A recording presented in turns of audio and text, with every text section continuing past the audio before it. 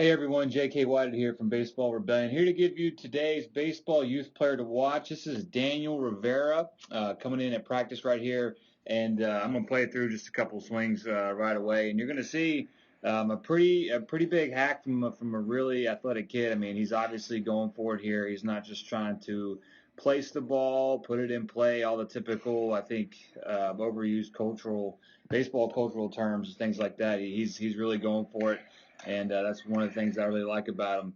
And rewinding back to the first swing here, really, because I think it was one of the best ones. One of the things that I liked about him is he's not afraid, obviously, of the leg kick. Now, leg kicks don't mean that you're going to hit the ball hard, but what they do is allow some control, allow some timing issues if you're kind of in a hurry to jump out there and move forward towards the pitcher. One thing a leg kick can do is give you a little more time to be a little bit more in control of what you do and in control of your forward move. And that's a big deal because if you rush out there too soon, obviously that can throw off timing and your sequence. And then obviously if you don't move at all, then you're going to be very late to prepare and therefore not be prepared and not hit it hard. So very important.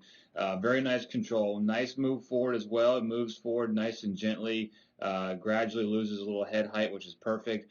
And he really opens up that front side. And that's something that we really promote here at the Baseball Rebellion, is making sure we turn, obviously, but allow that front knee and foot to open up just like you would as a thrower, because number one, it's going to be a lot faster of a rotation, a lot further of a rotation, and then we're also going to make sure that the hip, knee, and ankle joints all stay safe, and we're not turning on closed joints, and that's obviously very problematic for the future. And then as he turns, he does a good job of continuing to rotate. He wants to work the bat uphill. This is a tough pitch. He keeps the shoulder a little high right here, so I like to see him probably work on getting a little bit more of a downward turn of the back shoulder so he can work a little bit cleaner up into the ball, but definitely a rotating hitter. I mean, you can see him at contact right here, stomach and belly button pretty much at the second baseman. His back foot moves a little bit off the ground. Even with the good front side open, like we talked about just a second ago, he still kind of rolls that ankle a little bit, so you can see the turn on that foot right there. So that's just a part of his explosive nature as a rotational athlete.